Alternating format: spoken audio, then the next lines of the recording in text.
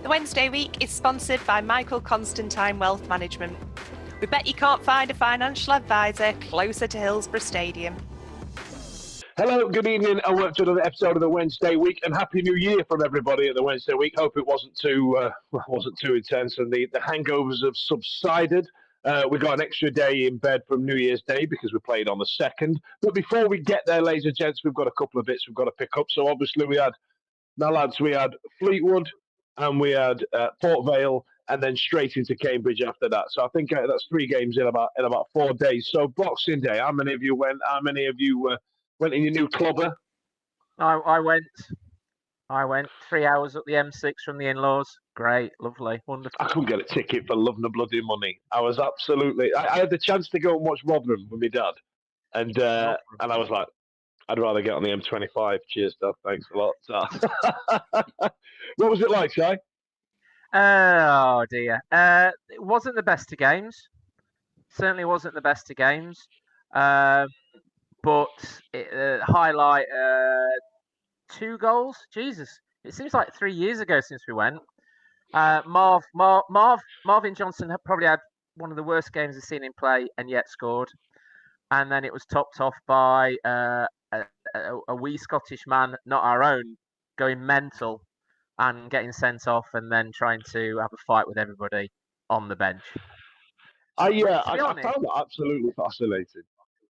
It was bizarre. The guy has obviously got several screws loose, and he started from the first minute of the game and continued all the way through to the point of getting sent off, and then just carried on across the pitch, and then tried tangling with Stockdale and Darren Moore. So that just shows you how mental that man is. To be fair, though, Stockdale was winding him up, wasn't he? He was kind of stood behind Darren Moore going, yeah, like, get round him and come and get me.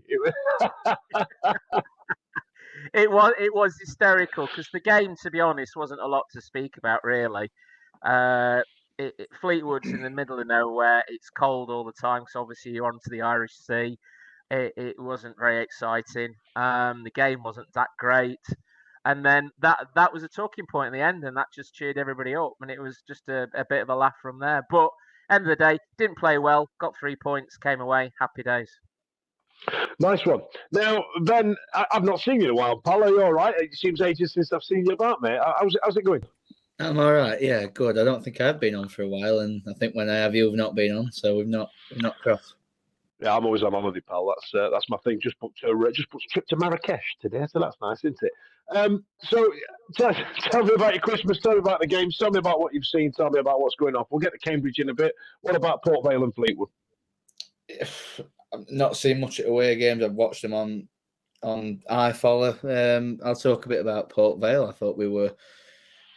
I'm struggling to remember games over Christmas because they've all just merged into one. Most of them, except probably Cambridge. Port Vale, I thought we did all right. I can't remember what score were. I know we won. What was the score? 2-0. 2-0.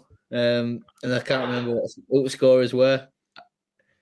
Give a clue. I promised I went. I did go. I promised I went. It was a penalty. It's a great Smith concept. Smith, wasn't it? Smith got both of them. Penalty, yeah. And then the second goal was a rate goal. Just killed it around the keeper. Yeah. Brilliant goal. A goal of the month contender. I cannot remember it. Have you started drinking, Ben? Yes, I can't remember it now. Yeah, because the swap was round. Yeah. Sorry. Yeah. Not bad. Yeah, we did all right. Michael Smith did all right. And I've had a nightmare there. Easy done, mate. Easy done, right? So I got up to Yorkshire, set off Christmas Day morning because the traffic's not too bad on Christmas Day morning. Got up there, went into the old village club in Dinnington. My dad's there. He's had a couple, and I forgot, like, there's this weird thing. It's not a weird thing. I've been brought up with it, but you have to buy in, don't you? You know what I mean? So you walk in and you have to go, all right, that's what we're all having. You know what I mean? And there's my dad and his 4 mates there, and 6 pints. Yeah, 1, 2, 3, 4. And they had Belgian blue on. Sick. Like, so I've literally got the car parked at my dad's down the road, and then I've come in, and 6 pints, 18 quid, 18 English pounds, 6 pints. I went, sorry, love, 18, yeah. And I had I had about 6 of them in about 3 hours. Christmas dinner, can't remember. So you forget the Port Vale game, Ben. Easy done, pal. I know how cheap it is up there nowadays. You know what I mean? I've seen how easy it is. John, what have you got to add about these fixtures that we've all forgotten about that were a million years ago? Well, yeah, I've obviously mentioned before we came on air about the Port Vale bringing a very healthy following, didn't they, to the 2-0, the Michael Smith game. And it were, when it's did enough to win that, nice piece of skill by Smith to get the second goal. And then obviously we get Cambridge coming to town again, don't we? And beat them last season 6-0, I believe it were, wasn't it?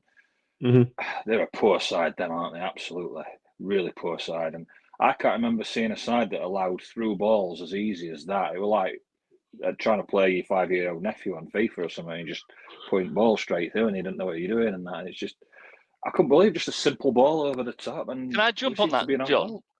Yeah. So I thought that as well, and I thought, how is that different to hoof ball?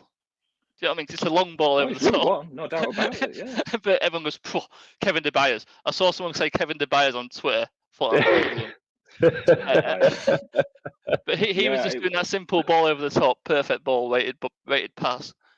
But it's funny that how as a defender, they always tell you never let the ball bounce. They just chucked a ball over, and then defenders are just watching it like they're in volleyball scene at Top Gun or something. And they're just like watching it come down, let it bounce, and then it's like, what's going on? And it just absolutely, as the scoreline was great. Wednesday played some nice football, but Cambridge are absolutely garbage, aren't they? Absolutely garbage. But they've come here twice now and conceded 11 goals. They're up, and we go up this season, aren't they? They don't want to come back to Hillsboro anytime soon. Yeah, we're not going to be on Max Rushton's Christmas card list, are we?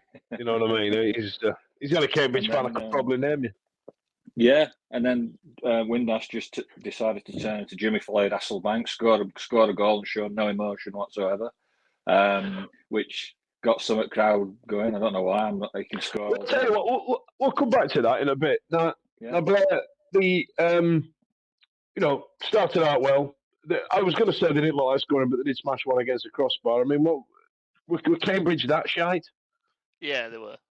But we're that good at this level. But, didn't start with Bannon. I mean, we seem to play a lot more down the wings without Bannon. I don't know if you noticed. I thought Wilkes came into the game a lot more. Well, I think they have to take the responsibility of doing it themselves without Bannon on the pitch sometimes. I think, like I say, even though they are good enough individually, when Bannon's on the pitch, is that good? He obviously demands the ball a lot as well. But they had to do it themselves, and I thought they did. Really effective. Well, absolutely. Now, Simon, you weren't here last time we were on, and we were talking about if when Bannon takes some time off, we're going to have these players that step up and stuff like that. And I felt like we did it, yeah? Yeah, that started in the Port Vale game when Bannon went off injured and Volks came on. And I thought Volks is starting to become the player that I think we thought we bought back in August. And our style of play changes, and if anything, it gets a wee bit more attacking, the style of play as well, because we get more players involved. So there's a lot more passing that goes on because you haven't got that Hollywood ball that Bannon will pick out a player, apart from, like you say, Kevin De Byers, who picked that ball out for Windass, who, by the way, David Beckham made a career out of putting long balls over the top to players. So, and Man United never called a long ball team. So the guys, I mean, back to Byers, isn't it great seeing him back in the side? And it shows over that period of draws where he was injured, how much we've missed him. Hugely missed him. And his intelligent play. So against Cambridge, now Cambridge had 6-7 players out injured. I think they were lucky to have 5 subs. So. Yeah, they were poor last season and they were very poor the other night. But I think some of that down is the fact that they haven't, or they can't choose any of the first team players, or not many of them. But Byers' movement and he at one point he was playing out on the wing and receiving the ball out on the wing and involving Volks more and Wilkes more. And again, did the poor showing of Cambridge make Wilkes look better, or did Wilkes have a good game? My opinion, he had a good game. He was a step up from Myton in the game before. But yeah, it's meant players have had to stand up. But also as well, I think the play, in my opinion, over the last 2 games has been superb. It's probably the best football we've seen at Hillsboro and away for well over a month and a half. I don't know what other people think, but that's my opinion. Well, then, I mean, let's go through the goals. The first one was that was Windass's first, right? Yeah. Yep. And then the second one was the penalty. Now, I wanted to get to the penalty because are you telling me that geezer defending was going to knock Patterson over that well? I mean, come on. I think it was more the fact that Patterson weren't confident in point bowling back at net. But on that, he has played probably best I've seen him play the last couple of games. Put himself about a bit, didn't he? He really became an handful, didn't he? I think he's looked really good. I think probably from scoring against Exeter onwards, I think he's looked really good when he's been inside. On first goal, we were right behind Kevin de Byers, and he has not meant that ball at all. He's meant. I'm pretty sure that he's wanting to play it over top to Malik Wilkes, and he's completely sliced it, and it's turned into an even better ball. But I'll give him it because he played really well, as he usually does. Yeah, penalty. It's soft, isn't it? But he's running to the back of him. He's throwing himself. He's always going to give it. And yeah, it was first half. I still thought it were a bit cumbersome, a bit flat. And then yeah, we getting that third goal fairly early after half time just set us off really. And the atmosphere that there's been a lot of talk about did build a little bit when people realised that Ipswich are behind, and just as that happened, I think that's when Windass got his second and Wednesday's fourth. And yeah, that's probably something to talk about as well, atmosphere wise. It's dead. It is dead. And it's for probably now since from probably first year that we got into playoffs. So that year we're okay. Since then, it's non-existent really. And I've seen people talking about it on Twitter, different opinions, and I think it's right that it's not just something that we've got a problem with. It's more of a home fans in general are generally quiet, except for your odd exceptions like Crystal Palace. I'll tell you what. Look, let's come back to that actually. Let's get through these goals because I think that's a really interesting point, and we'll discuss that now. John, we've got the third one. Was that the Palmer/Smith one? I mean, Steve's not on here right now, so I know what camp he'd be on, but it did come off of Smith, did it? Yeah. Steve would be disappointed because the dubious goals panel has now given it to Smith, haven't they? So it's technically Smith's goal now.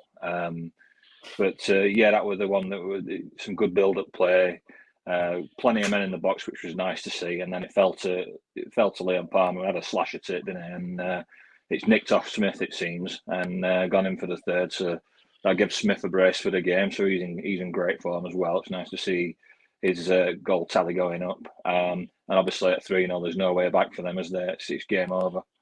That was it, done, wasn't it? Yeah, absolutely. They had a couple of decent chances in the early in the second half, Blair, but and then the two finishes that Windass finished off with. I mean, they were nice, weren't they? I thought he made a mess of the fourth one, the one where he's gone towards the edge of the 6 yard and put it in the far corner. That's not a bad little finish, is it? No, that was superb, that finish.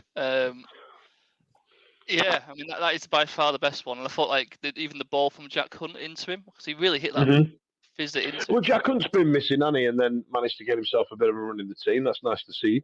That was a bit of a run. Yeah, that was a ball. What he delivered a lot under Carlos in the first and second. But I thought that controlled it very well. And like I said, the technique to hit it, and from the angle where on the highlights where you see the ball actually curl, almost into the post. It's a great goal, but him not celebrating. Cool your shit. Yeah, I'm in two camps in it really. I do like it because we don't know how good he is in the Championship yet. We've only seen him in a poor side in the Championship. I mean, he could turn out to be Rotherham United, the player, and be too good in League One, but not good enough for the Championship. And we won't know that until next season when he's in a good side in the Championship. Because I do believe we will get promoted. So him not celebrating because he's too good for this league is good, but he believes in his own ability and is arrogant enough. And his dad said anyone can score in League One, blah blah blah. But at the same time, I think it is kind of disrespectful to the fans who have paid money to go and watch you. Is it? Is it? I Yeah. mean, John, do you give a shit? No, because if we as a paying fan, if we played for Sheffield Wednesday and scored, we'd go fucking mental, wouldn't we? Yeah, but Regardless of Conference South or Conference North, obviously. yeah, but he's clearly longing to go and play back at Rangers, and he has been for a while. The Wigan fans accused him of all the rest of it. Simon, do you give a shit? You're an old man. You really care? Cheers for reminding me. Yes and no. Yes and no. I like to see a player with passion.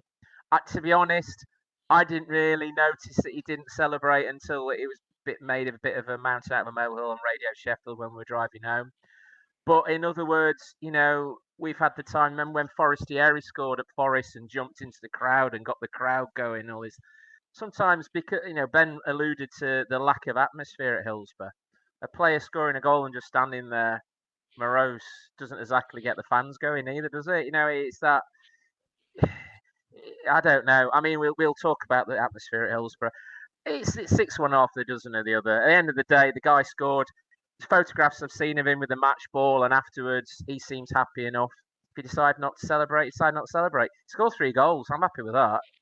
Ben, come on, back me up. Right, so we know that Josh Windass has said to his dad, he's had a conversation. He said, you shouldn't celebrate goals in League One. What's the matter with you? Can't bloody do that. That's how he speaks. And bear in mind, there is a Sheffield Wednesday should be playing in League One. You make more sense than Fudge, to be honest. It don't necessarily bother me. I'm just crack a smile, man. Just, you know what I mean? You don't need to be running off into the crowd or whatever, but you just smile. It's like he's obviously doing it to prove a point, which just winds me up a little bit. I'm not bothered. But I like the point he's proving, though. There's something I kind of like the point he's proving. Like it is a shit league. It might be, but just crack a smile. It's not like Ronaldo is being forced to play in League One, is it? Yeah. No. The problem is he has. I believe he's left Twitter for the moment, but he has quite a high social media profile, doesn't he? And he doesn't mind sticking his head above the parapet, and he invites people to have a go at him. And he's missed the last 2 or 3 games, and I think over time, over the last few months, he's made it evident through his social media profile that he's not happy about not being playing in games, and he's also missed a lot of sitters in games as well. Yeah, he has, so then immediately people jump on the fact he's not celebrating because he's a Mardy sod, and I don't think that's the case at all. But it just adds fuel to the fire, doesn't it? And if he has an issue with not playing in games, don't let take it out on the fans. Take it out on the manager. Have a word with the manager. Don't be a petulant child. He earns a decent amount of money. That's what winds me up. It's just petulance. Like there's obviously this thing with his dad, and you can't celebrate goals in League One or whatever. I'm not bothered. That's why I said just smile and look a little bit happy rather than walking off with like a Snapchat. I think in his head he's trying to do that Cantona celebration. When he turns around with his chest puffed out type of thing. You know what I mean? You're like, you're not pulling it off, Josh. You've got it. Your jaw is so square. Findus could use it as the template for the boxers for the Findus crispy pancake. The thing is with Josh Windass is he's a legend in his own head, isn't he? Yeah, he is. Yeah, he has an opinion that he's far better than he actually is, and he's pissed one lot of fans over in the northwest, and he might be trying to piss a load of fans off, in the South Yorkshire. But we know, like Blair alluded to, he has missed a lot of sitters. But he's still playing away. I still think he's a good player. I think he's one of our most lethal players. He is. I agree. And I think he's been played out of position in a number of games where he's had bad performances, where they played him. I mean, to be honest, after he scored that first goal in the first half, he was really quiet. Really quiet. And he got 2 excellent chances and put them away. But he was actually, out of all the players, he was probably the quietest on the pitch, other than scoring a hat-trick. that's a hell of a phrase, that one, mate. You know, that's not too bad. Well, Patterson put himself out about a hell of a lot more than he did, and I would say have had a better game, other than the fact he didn't score. Blair, come on. I tell you what, let's talk about Callum Patterson, because I think he's becoming a bit of an unsung hero, hasn't he? I think he's trying to keep his place in the actual club itself, rather than with the Hearts link and that. Maybe he don't want to leave, and he's took that as motivation to actually stay on and really work his ass off to stay at the club. Because ever since that links came around, I think he's been a lot better player. Hey, look at his performance against Plymouth when he came on against Plymouth early on in the season, and it was just like unbelievably crap. Do you know what I mean? I think what him and Smith have done differently in the last two games is that closing down play for strikers. Their work rate has been, they've been stopping teams from playing from the back, of which we lacked over the games before, and they've actually put. Are you gonna say the phrase last year we'd have lost that? No, oh God, well, we didn't. We won it 6-0, didn't we? So to be honest, we're not as good as last year because we only scored 5. But their work rate up front has been superb. He's not scored though, has he? That's why he's up front to score, isn't he? So. I tell you what, John. Let's get before we move on from Cambridge, let's talk about some of the unsung heroes of the day in McGuinness and Reece James and even LP2 at the back. I mean, come on, you know what I mean? That was was it a case of that they had an easy ride, or that they just assured themselves? I think a little bit of both, but I think when you're looking at the team sheet now, it's quite clear that Reece James and Liam Palmer, when fit, should be always playing right now. They're in such good form, and they fit the system really well.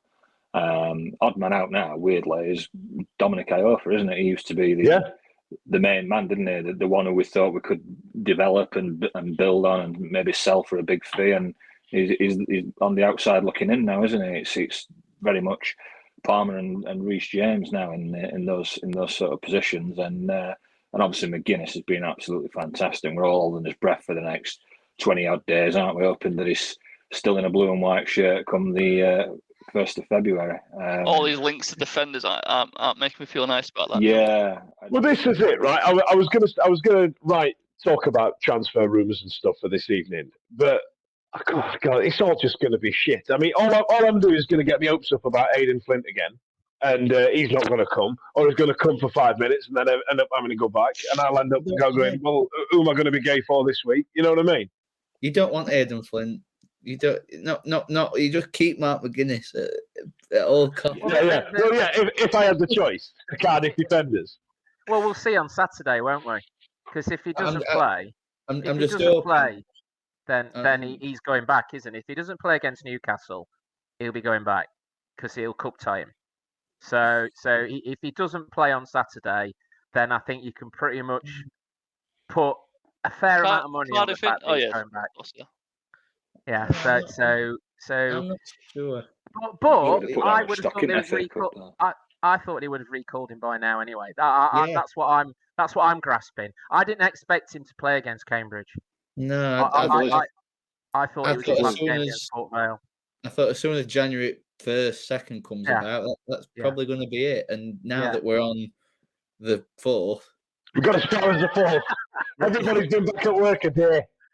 They're leaving it a bit late. I think you've got to look at cover anyway, haven't you? Because obviously Hennigan's out for the rest of the season. I don't know when Ihekwe's coming back. Dominic Iorfa isn't the player that he was. He's gone. He's completely gone. Yeah. So they've got. I always thought that they needed a centre back anyway, whether McGuinness was going on or not. We definitely needed one centre back. Iorfa's been space jammed, hasn't he, completely? Space jammed. Yeah, completely space. You've seen Space Jam, haven't you? Yeah. Yeah, when the basketball players have the ability taken away and then they can't play basketball anymore. Jesus, wet Blair. Oh, I know, stop it, John bringing out the references to old films.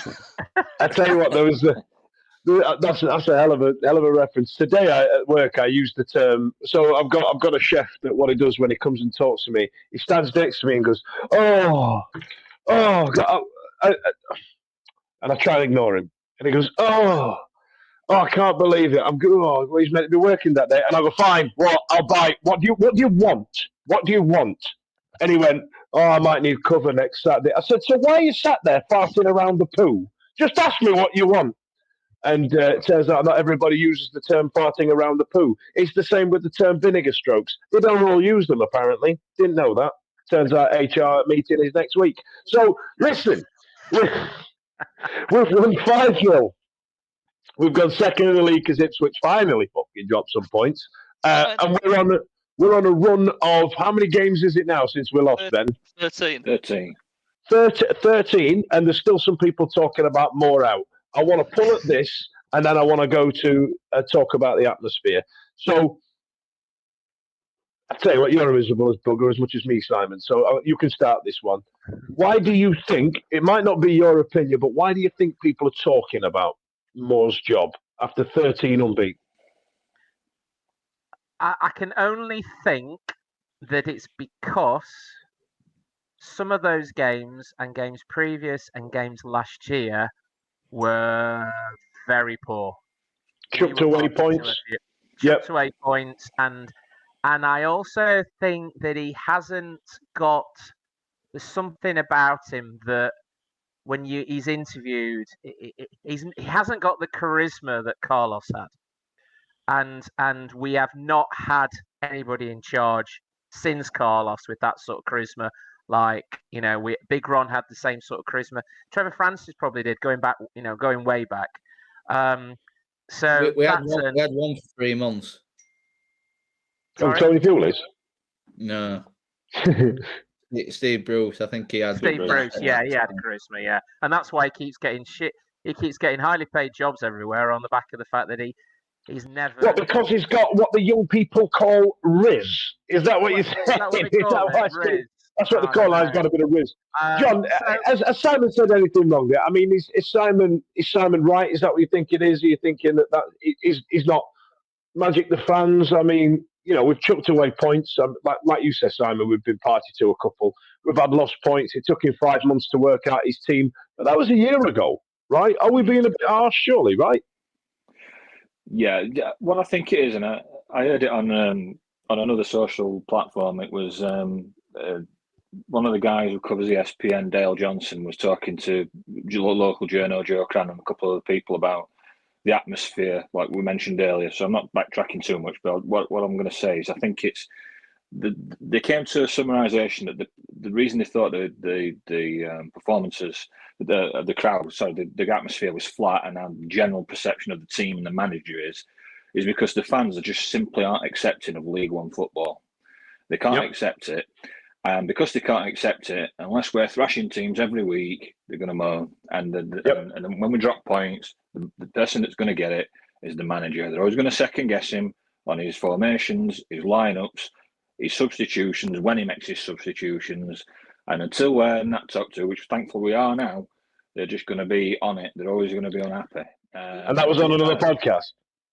That was on, a different podcast, yeah. I think that's right, though, isn't it? Because I think it's actually spot on. That's why I was asking. Like, someone else is peddling some good stuff here. He got a poison chalice when he took over when we were pretty much relegated, and took on a team that wasn't his, and to be honest, all wanted away. And then he's come in, and you're right. I think they're absolutely right. Is the fact that we don't want, and also as well, we did so well last season. We got into the playoffs first chance, and then bottled it at the end, which we've not done that before, have we? But to not go up and then have to start again. I can imagine a lot of fans saying that there's 25,000 that turn up, and I don't think 25,000 who turn up all want more out. It might be 3,000, but they're the ones who go and say it's about 10 people on Twitter. If that, I see more people going. Exactly. Yeah, I see more people going. Where's all bloody arsehole saying more out this week than I actually do see people actually saying more out. Now, Ben, Now, Ben, these are old men, right? They're used to Premier Leagues. They used to cheer on David Hurst and Chris Waddle. You used to cheer on. He's muted himself. You've muted Just as yourself, a Dan. result. Who did you used to cheer on, Dan? We didn't hear who I Slow. used to cheer on. Who did you cheer on, Ben? I don't know. We still can't hear him. No, I can't. Johan like, Foley. Johan Foley. Yeah, let's have a Yeah. guess who you used to cheer on. Ndumbu and Sungu. No, that's too early. Gary Post Medina. Roger. Yeah, so Akpo Soja would probably make that first striker. Yeah, he's Yeah. back. Who did you used to cheer on, Dan? I tell you, I said Gillian Unsumbu and Dungu, right?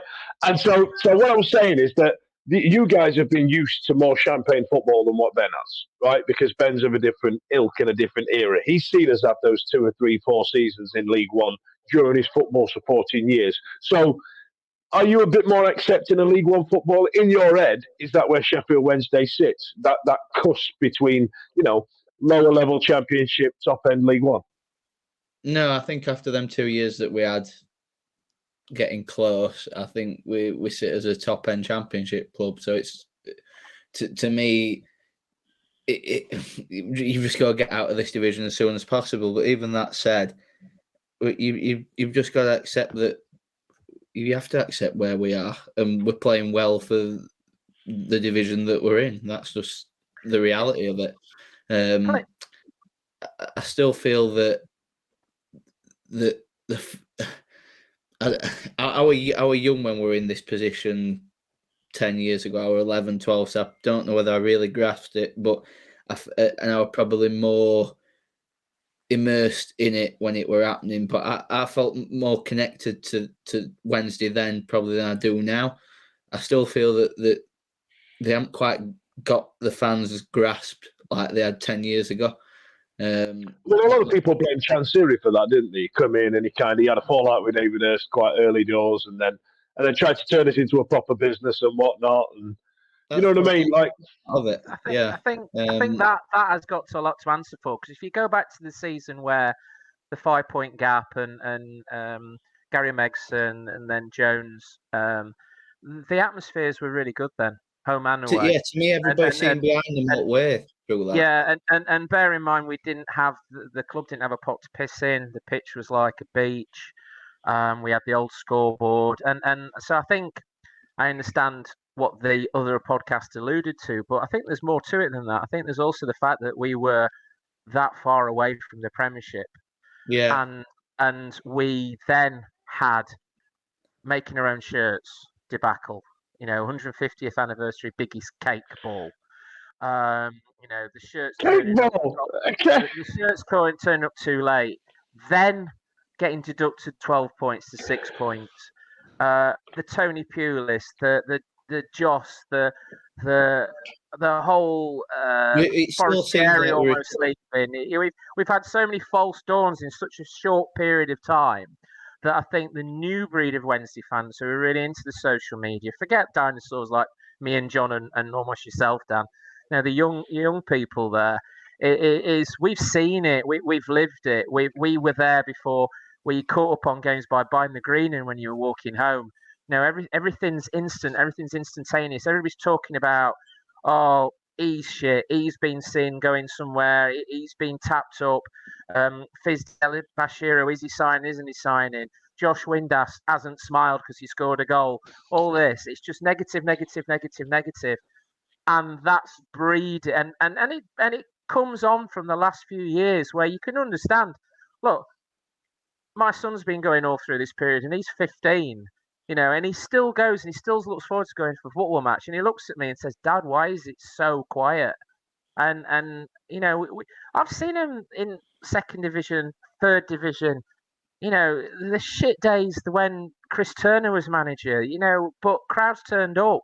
There was an atmosphere. But I think some atmosphere is generated when you are losing and when you are an underdog, and then the fans do sometimes get behind your team. Like the famous Anfield atmosphere only really happens when they've got to turn around the deficit in Europe. I get, Yeah, they get up this thing. You'll never walk alone. Yeah, Yeah. but getting up for Bournemouth, it's silent. Do you know what I mean? Home, and at the moment we expect to win every game, so it's kind of hard to proper sing and cheer and shout "come on" every time the ball. You know what I mean? Every time they win the ball back when you're playing Cambridge. I think there's been a disconnect between the club and the fans with Chansiri coming in, and I think it'll be repaired by getting back into the Championship. And I think that's what the ultimate. You'll see a lot more improvement if we get ourselves back into the Championship. And Chansiri is kind of righting some of his wrongs because we're only in League One because of what he did, aren't we? Because ultimately those points cost us relegation. Notable by his absence as well, though, isn't he? Absolutely, yeah. So it's like he's gone. And I reckon if we do go back up, he'll go, "All right, lads, do you remember me? I'm the one that spent all the money." And we're like, "Hey, we're your fault, aren't we, you silly prick?" What? I don't think he really. He got that. Got Liam in, didn't he? The CEO to sort of. Yeah. In fact, actually, me and Ash went out back in November, and we saw him in Revolution in Sheffield, absolutely off his bonds. Didn't think twice about taking half our bottle of vodka off us. Ben, you were going to say something. What? Yeah, I think we are right in what we've said, that we're still recovering from the last 4 or 5 years, and I don't think it helps, and it's not the fault of away fans, but when you've got 800 turning up, usually away fans, exception of sort of Port Vale, you look back to Ipswich game, there was probably more an atmosphere in that one because it were meaning something, and we weren't necessarily, like Blair said, not necessarily destined to win that one. I think like the Portsmouth game, first game of the season as well. That was atmosphere. Yeah, right.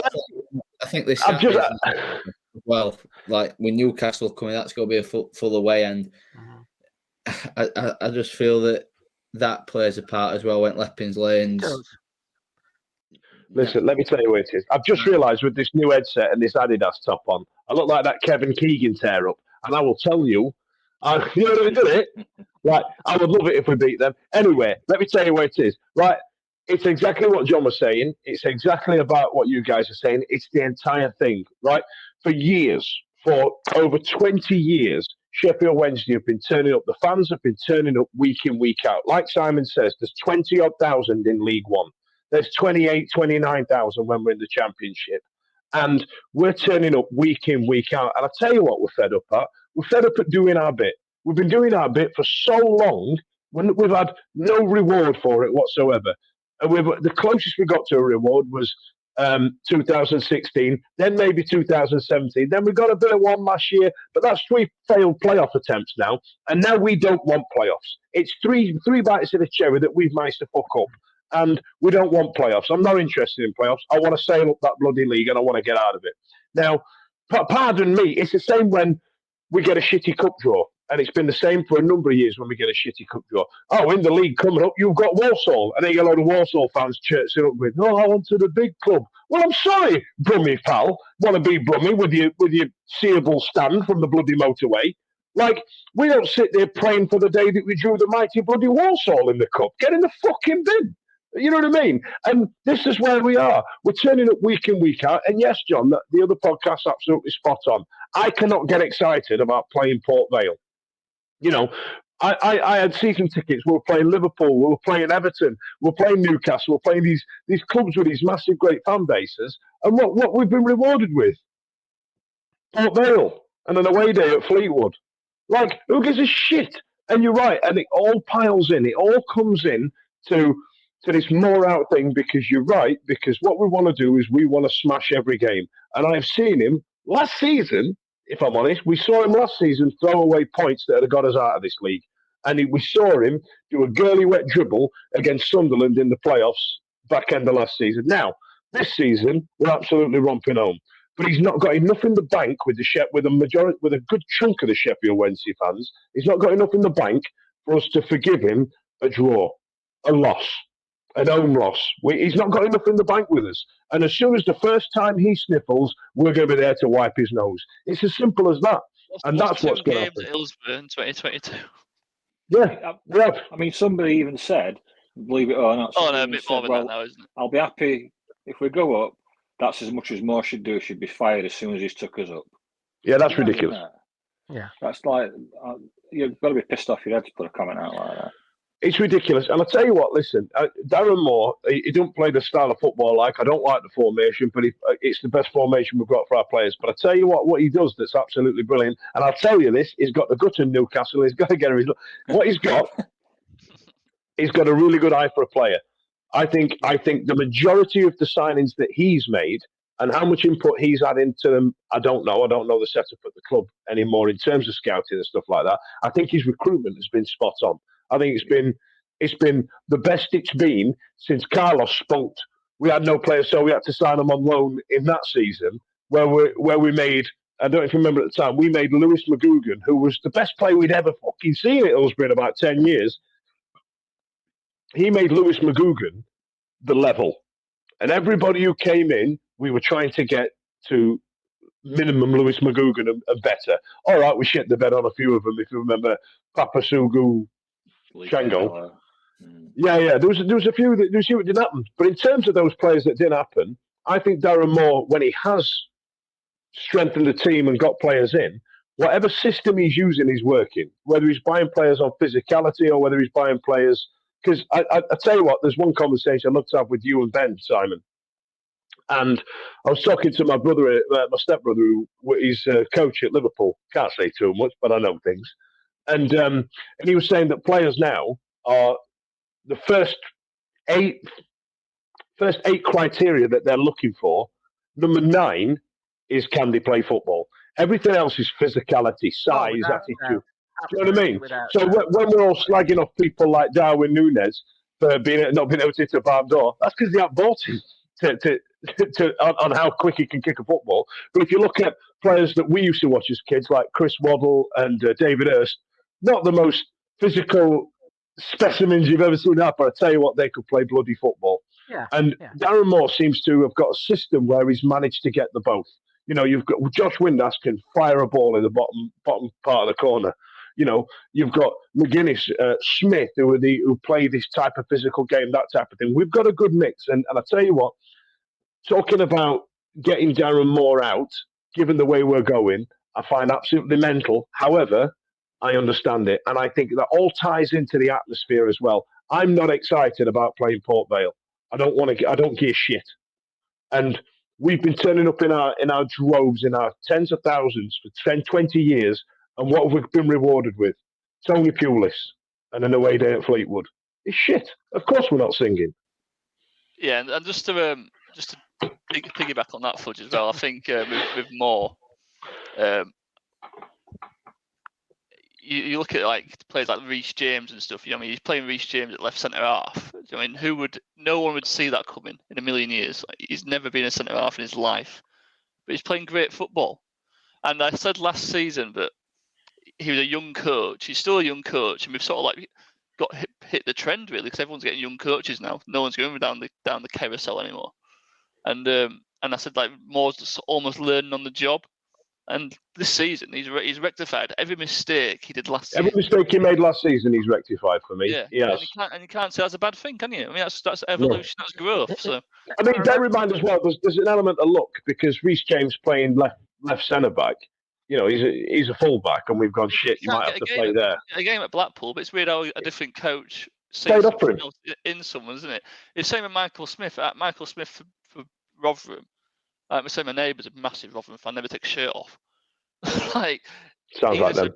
He said Michael Smith never really like left his penalty area. Do you know what I mean? But for us, and now we've got him maraudering on the back defender. Yeah, it's interesting. He did it last season, and he's doing it this season. He has that great ability to pick out good players, and also as well coach them into positions that probably they're not used to playing in. I mean, Reece James to me is probably one of our best signings this season. He's absolute class. Love him to bits. And I think Steve commented on Steve commented on the WhatsApp group. You know, how is he not being recalled back to Blackpool? Aren't they in the relegation zone? You know, he's class, and he's staying for the rest of the season, which we should be thankful. I don't think he can recall season-long loans anymore. Oh, right, okay. But depends what settings you've got on your footy manager. He is brilliant. And you'd look at him and go, centre back with his height. You're talking about physicality, Dan, and stuff like that. That wouldn't be up there, would it? Physicality in regards to playing him at centre back. Yeah, you he can play can't fault football. more signings. They've been really good. There's only been one or two, which still could turn good, but there's only been one or two that you've got question absolutely. marks on. The rest of them have been really, And really for good. I Bugger think all Moore's money as well. in a bit of an impossible job because if he takes us up, some fans will say, "Well, you bloody should do with that side." Yeah, If he I does, will. Well, I told you so. Yeah. I told you you weren't good enough. He weren't taking Exactly. I'm gonna reserve my right as somebody who's turned out for the last 20 odd years and go, yeah, we should be up. Well done. And then if we don't go up, I counted, didn't I? All my mates who support other teams, if we win the league, I think we will. We'll just say, well, you should have won it anyway. Do you know what I mean? It won't allow me to celebrate. Won't allow me to be happy. But that's all down. But that's all down to the personnel that the manager puts together, isn't it? If he put together, Absolutely, we won't go up. So that's down to the manager. Full stop. The end. Absolutely. Right. Let's do the bit you've all been waiting for. Everybody at home's been sat there for 45 minutes going, oh my God, where's the quiz? Get on with it, you silly old fool. Okay. So, lads, I've got a quiz for you. It's been sent in by Martin Beebe, another guy who sent in a quiz before, and it's one we can't Google, so it's good. It's a good one. It's a solid one. It's going to be one of them that's going to piss you off because you know the answer and you won't be able to say it out loud. So, has Blair gone for a pee?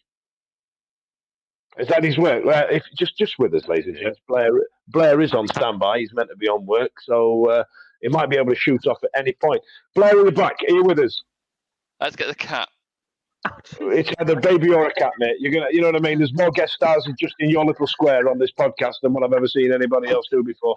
Right then, so the baby was going for the cat, so I had to avert a crisis.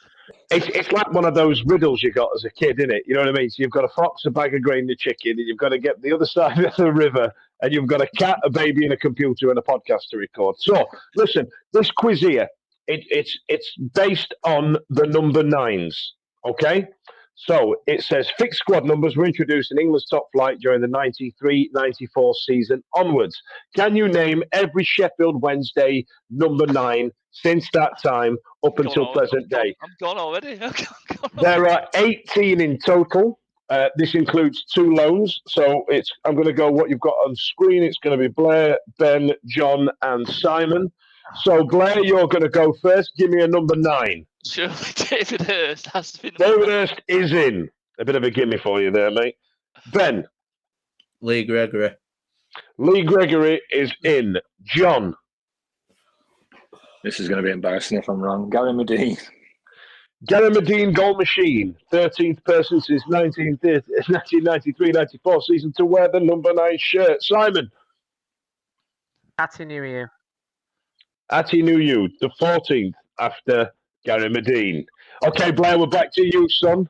Wow. Got the number 9 shirt for Sheffield Wednesday since 93-94. I'm in between Lee Peacock and Steve McLean.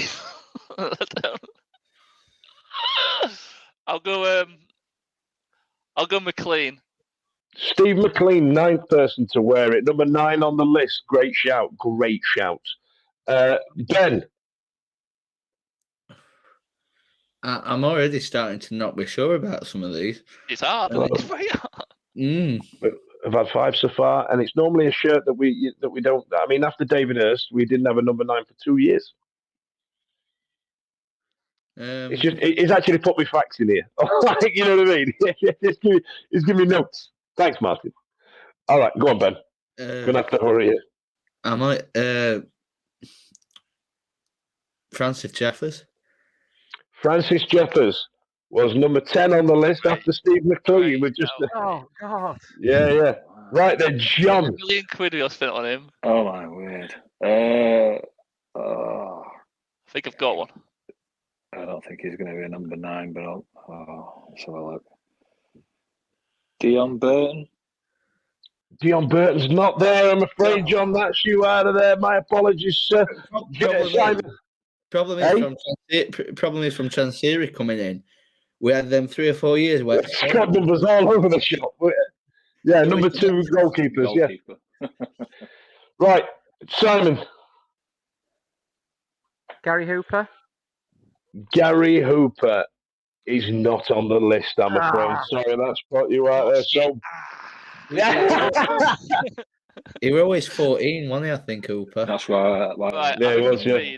I'm in between Jules the Bill and Chef Kikuchi. Okay. Oh, they could be they both could be number 9 or Gerald Sibon.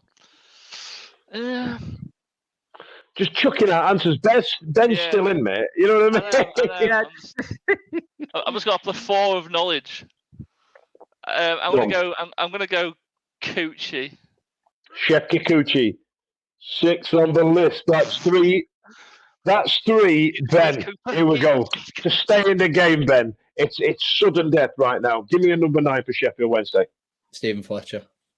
Stephen Fletcher is correct. Blair, we're back to you. Fuck's sake. You've still not hit any of the lone players that we've had. Yeah, I can't think of them. And a lone striker. Because normally they'd come in after the squad numbers been released. It's like you normally get them in late, don't you? Unless you get them for the season. Oh, I'm struggling here. I'll say Seabon. Seabon was a number 9. That's 4 to your 3, Ben. Are you ready? This is to draw it up some. It's sudden death again. Blair's just pulling them out of the bloody sky here right now, even though he did give you Gerald Seabon in the last round and you decided to ignore it. Tactics, you see. Blair wins these a lot because he's a tactical sub. Go on, Ben. Connor Wickham. Connor Wickham. I'm afraid he's not on the list, Ben. So, Blair, you're the winner this week when the number 9 quiz. Unlucky there, Ben. Now, do you want the full list? Yes, I'm out. But is Matty Fry at one? Yeah. I predict to fry it. He's not there. He's not there. Are you ready? So, from David Hurst, who's number 1 on the list, we've got David Hurst, Gerald Seabon, Andy Booth, who was at first number 10, then randomly took 9 in his last season.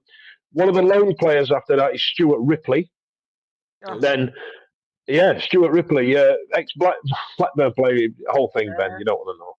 And then Effa Koku, Chef Kikuchi, Granty Holt, Kim Olsen was number 9. I thought one of you get Kim Olsen. Steve McLean, Francis Jeffers, Paul Heffernan, Chris O'Grady. I thought Heffernan as well. Gary Medine, Goal Machine, Big Atty, New Hugh, Adam Reach, Stephen Fletcher, Jack Marriott, who came in on loan from Derby County. And then current now, we've got Lee Gregory. Thanks a lot, Martin. I've got some puzzle faces in front of me. That's it. Right then, so what we got coming up next? Okay. What's the next fixture, lads, before we get out of here? Newcastle at Saudi Arabia. Newcastle. Yes. Oh, God almighty, do. Right, okay, then. Right then, Blair, give me a prediction for Newcastle that's not 5-0 to them. I actually think it's actually going to be a really tasty game because, like I said, we're in good form. They're in good form. They're actually the Wycombe Wanderers of the Premier League. I've seen today, but a lot of people are saying that their balls and play like 50 minutes per game for them. So hopefully they won't be time wasted against Wednesday. Sorry, let me write that down. Wycombe Wanderers of the Premier League. Yeah. That's something you said. Blair said that. I think two. Note to self: don't let him smoke crack before coming on show. Go on, Blair. Go on. I think it'd be great. I think it'd be a good game. I think they might edge it 2-1, but I think it'd be a very good game. So 2-1, Blair. What about you, Ben? Yeah, I'm hoping it'll be fairly close. I think they'll obviously make changes. I'm inclined to go the same thing, if I'm honest. 2-1. 2-1 to the Wendy. No, towards Newcastle, I think. Oh, so it's 1-2. Yeah? Okay. John? I'm going to go 3-1 Newcastle. I'm never easy when we're on BBC. It's been a while since we've been on, and national coverage, we tend to get a bit embarrassed, don't we? So hopefully 3-1 and keep it scored down. Right, so I've got losing 2-1, losing 2-1, losing 3-1, Simon. What you say? I don't really care. Nobody cares. Really I just want to get out of the league. I don't care. Just don't embarrass yourselves. 1-0, 2-0. Don't give a shit. I think the more important questions to ask in regards to who does he play and who does he drop. because to be honest, I won't be playing Bannon if he's fit. No. I'd even look at resting. I rest a number of our first teamers, to be honest, or have them on the bench. Yeah, I would. Alex might have a run around. Shows how good he thinks he is. Yeah, you know what? Good for this one. We don't want this one, Ben. We don't want it. We're not going to beat Newcastle. We're not going to win it. We've got Wickham afterwards. We've got Barnsley. We've got Plymouth. We've got Ipswich. They're the games where we need our players at their fittest to beat those. We'll go top and win the league. If we beat Most of those in March, aren't if we beat Newcastle, we won't have to play Barnsley. Then lead into if Barnsley beat there, I think they've got like a third division team, haven't they? That's the meme, innit, with that guy. You know, look, it'd be great. It'd be great to beat them. It'd be great to give them a game. I'm going. You know, I don't want to see us roll over and get beat, but it's Newcastle. The BBC will just spend their entire time spaffing over Eddie Howe, him being the next England manager probably, and how, you know, the 1 minute it's the Geordies, isn't it? Everybody loves the Geordies. You know, they're such a one big of those, team. isn't it? Well, it'll be on BBC, but it'll not be Gary Lineker and co. It'll be Gabby Logan and some Peter Beagrie or something like that. Won't it? Yeah, they'll not even know any of the Wednesday players, Yeah. and they'll keep talking about Bannon even though he might not be playing. Danny Murphy. And Danny Murphy hates us, doesn't they? So they'll be probably still moaning about. Do you know what though, Danny Murphy? We gave him all that shit, and he was actually right, wasn't he? Oh yeah, in the long run he was. He was actually right. All right, so what's that, Simon? Is that 1-0? You think you keep it tight, or is that your heart? 1-0, 2-0, shit. 3-0. All right, I'm gonna go 3-0 Wednesday. Alex Martin hat trick. Right then, listen. Thanks a lot for joining us tonight. Thanks again to Martin for our number 9 quiz. If you've got a quiz to send in, send it to our podcast email, which is it's twwpodcast@gmail.com. That's what it is. I knew I had it written down somewhere. Thanks a lot for joining us. See you later. The Wednesday week is sponsored by Michael Constantine Wealth Management. We bet you can't find a financial advisor closer to Hillsboro Stadium.